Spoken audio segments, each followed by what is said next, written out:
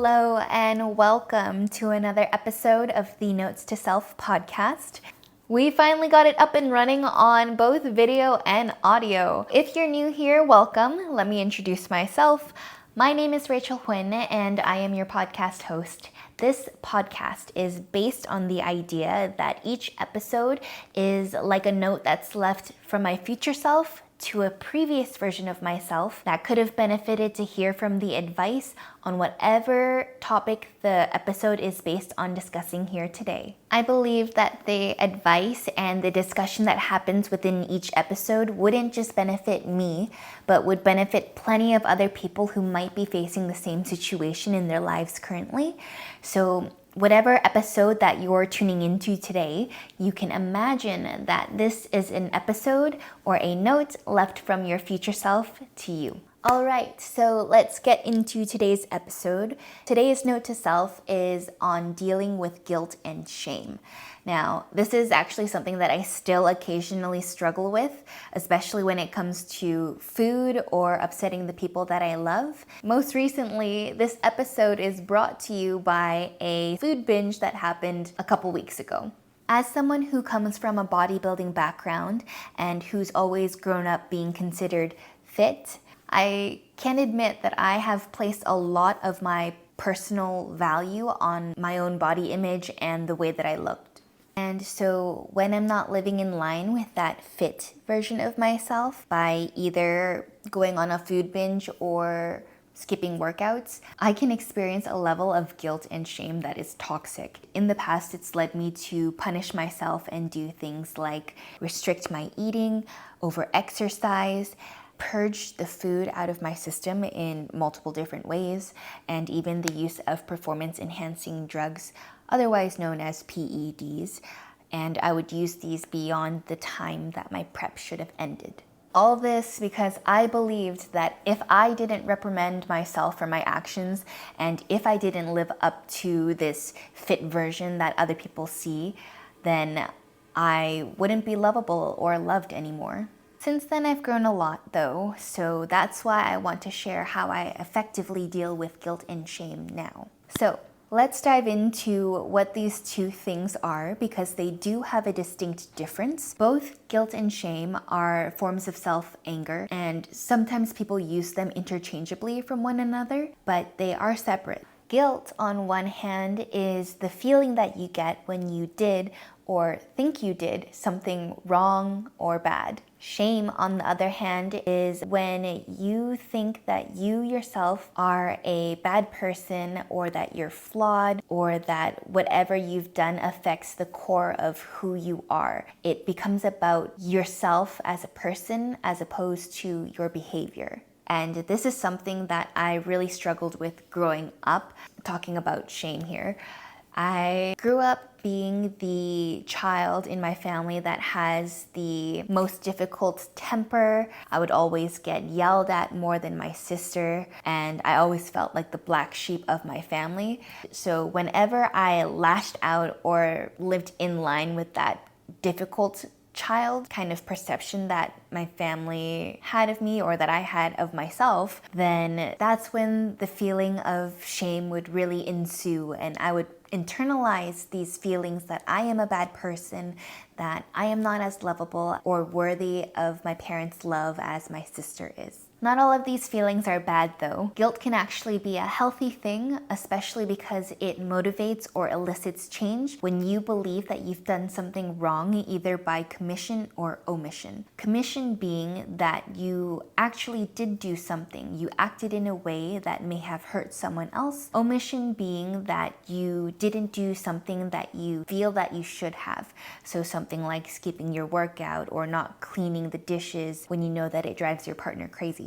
Anger is a feeling that causes you to produce stress hormones to prepare you to either fight or flee. So it triggers your fight or flight response. In healthy guilt, this energy is produced so that you can actually do something about it. You can assess the situation and the feeling of guilt that was produced alongside it, learn from it, grow from it, and choose differently next time. In toxic guilt, people will just ruminate on this feeling for quite some time without any act for change or growth, and then that's followed by a sense of shame about themselves. Remember, guilt and shame are a form of self-anger, and when it's ongoing or when it's held on to for too long, aka when it becomes toxic, your brain can be flooded with these excitatory neurochemicals that, when they stay there for too long, can actually start killing off other brain cells. There's actually a long list of things that are causes for why we feel guilt and shame,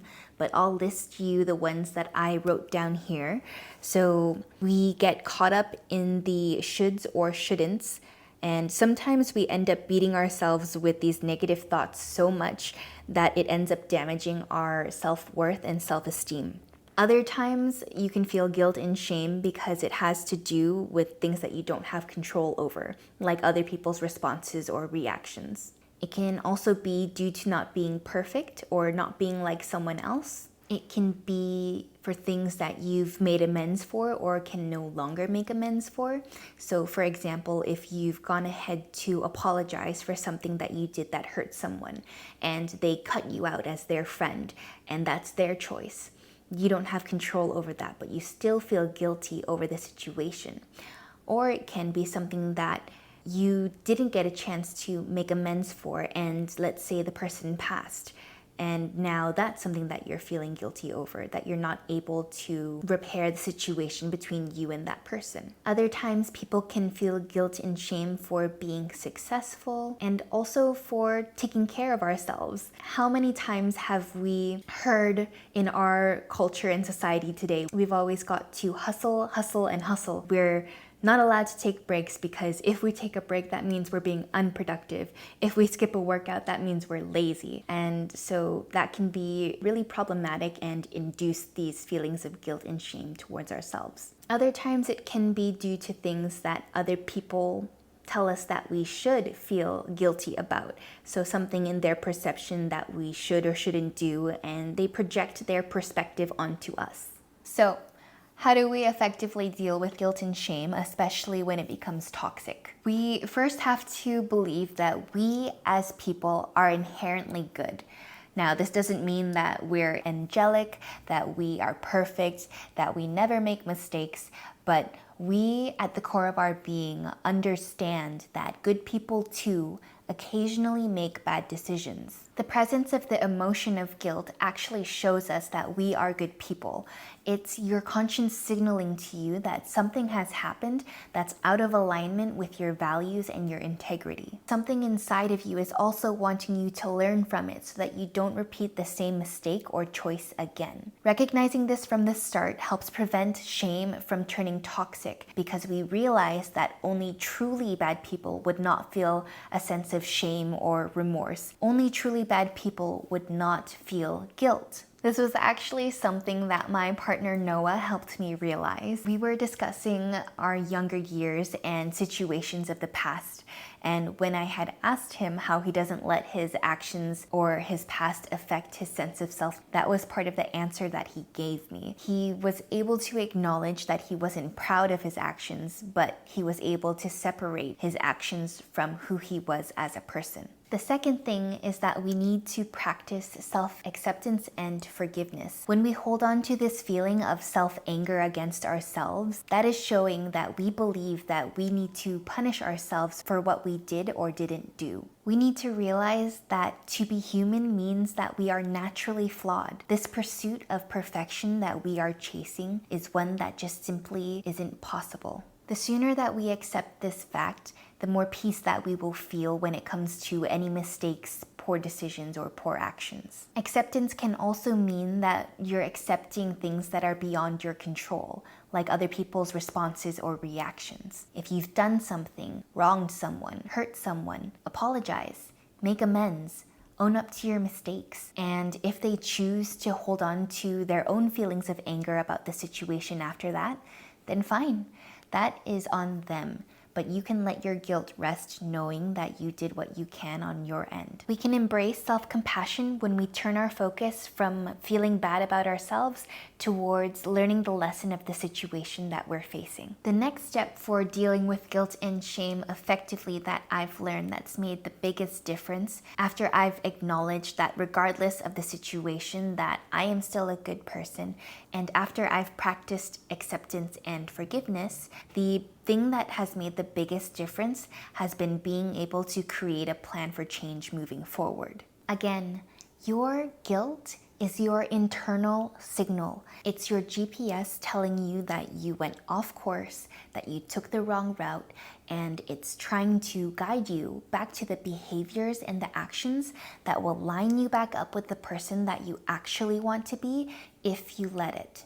It's a great thing to practice acceptance and forgiveness and even acknowledge the mistakes that we made or the things that we feel guilty over. But if we don't use it as a learning opportunity for growth and for change, and we keep doing the same things over and over, time and time again, well then honey, that is a fault on us. The more we repeat these actions and behaviors that produce this feeling of guilt in the first place, the longer we stay in this cycle. Because now not only are we showing ourselves that we are not a person of integrity, not being able to learn from our experiences, but from that, toxic shame will follow, and we'll begin to believe that we ourselves are bad as a person, and it will diminish our self-esteem and our self-worth. You repeat these patterns for long enough, and you will begin to believe the stories that you tell yourself that you are not a good person because what you're doing is acting in line with those beliefs. All of these things take a lot of deep reflection to do,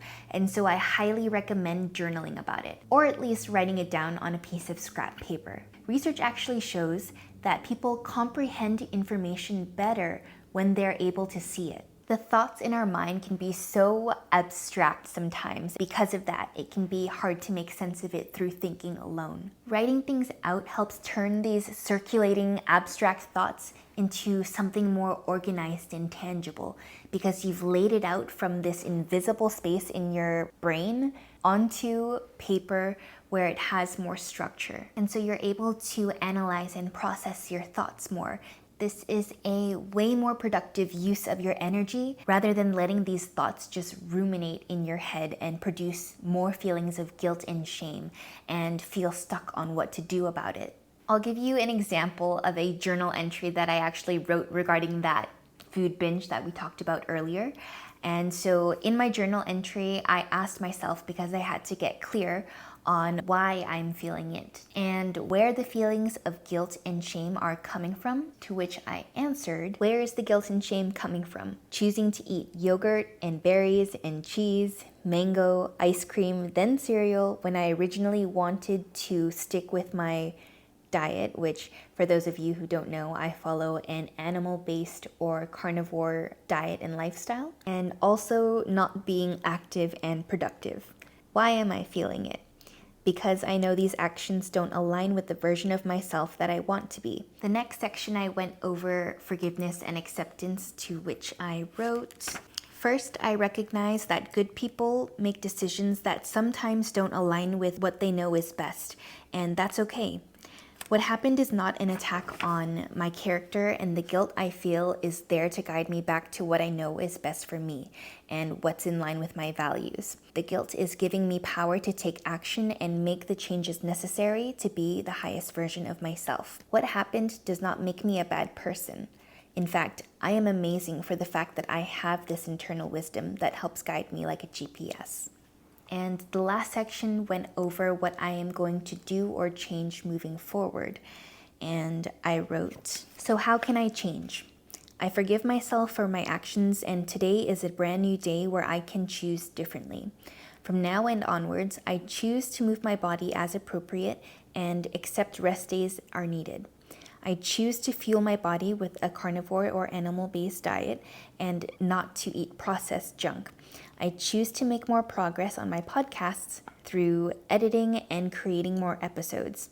I choose to show myself love and act from a place of love instead of self-anger when it comes to making these changes. And I actually went on to implement these changes in my day, which truthfully helped restore my confidence at the end of the day because I followed through with what I said I was going to do and in turn lived in line with the person that I want to be. So that's all that I have for you today. I hope that a lot of you were able to resonate and find solace knowing that you are not alone in feeling guilt and shame. You're just human. I can assure you that the more self-awareness that you can bring to the situation and try to make it a learning experience, the less guilt and shame that you will feel over an extended period of time. You'll still feel guilt and shame in the healthiest forms because it is a natural emotion, but you just won't feel it for an extended period of time where it's ongoing. You'll know what to do to make the plans to quickly absolve yourself of these emotions, and you'll grow so much more as a person because of it. If you enjoyed today's episode, especially now that we have video, please let me know and leave either a like or a comment on YouTube or Spotify. And if you know someone who could benefit from listening to today's episode, please go ahead and send it to them. Share it on your story. My mission with this podcast is to help as many people as possible with these Notes to Self episodes who might be struggling through something similar in their lives right now related to the episode topic. And if you want to stay up to date on all the episodes released, subscribe to the YouTube channel or follow the podcast on Spotify, and I will see you guys in the next episode. I love you guys. Take care.